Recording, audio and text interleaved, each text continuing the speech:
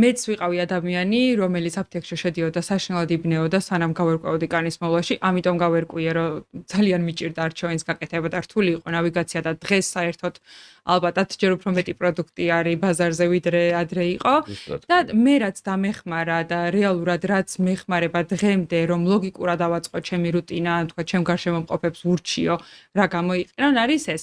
პირველ რიგში უნდა დავაკვირდეთ ჩვენს კანს და მის საჭიროებებს. შემდეგ უნდა ვიცოდეთ, რომელი ინგრედიენტი ჭირდება, რომ ესა თუ ის პრობლემა თუ რაღაც მოვაგვაროთ და მე ამ ინგრედიენტის შემცველი პროდუქტი უნდა ავარჩიოთ. ეს ინგრედიენტი ტონერში იქნება, შრატში იქნება თუ დამატენიანებელში, დიდი მნიშვნელობა არ აქვს. ან ჩვენი კანისთვის უფრო მნიშვნელოვანია ის ინგრედიენტები მივაწოდოთ, რაც მას ჭირდება, ვიდრე შეფუთვას შევხედოთ და იქ რო აწერია, რომ აი ეს ანტი-ეიჯია, ავტომატურად ჩავთვალოთ, რომ ჩვენთვის კარგია.